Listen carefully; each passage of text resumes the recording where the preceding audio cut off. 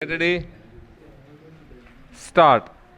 Sir, even though the bill comes to this house for the first time, I had touched upon this subject in my budget speech in May last, and its principles figured prominently in the course of the general discussion on the budget. The two booklets explaining generally the new taxation proposals have also been circulated to the honorable members of this House. The House will therefore agree with me that it is unnecessary to cover the same ground in detail again in my introductory speech, especially as the various provisions will come up for detailed consideration later on.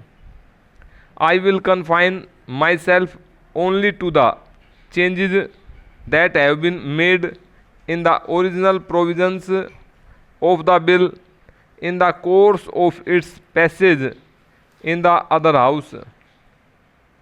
At the outset, I should say that the broad principles of a tax on wealth have received warm support not only in the other house but also from a large section of the public, though there was criticism over some particular provisions also. I had re examined the original provisions in the light of the criticisms and also representations received from various quarters, and such re examination has only strengthened the justification for the tax. Sir, a tax on wealth is new to this country, but it is not new to the world. It constitutes a very vital element in the taxation systems of most progressive countries, particularly in the European and American continents. Its importance should not, in my opinion, be judged purely from its revenue content.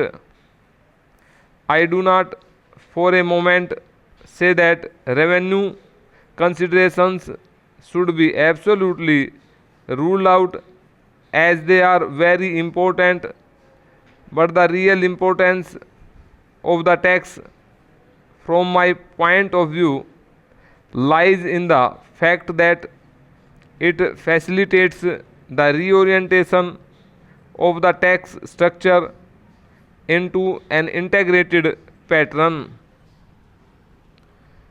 It is not only a welcome supplement to income tax but also a corrective to it, by which certain objectives of tax policy which cannot be achieved throughout income tax alone can be achieved through the combined operation of all the new taxes. Sir, in this connection, I may mention that there has been much controversy about the question of levying wealth tax on companies.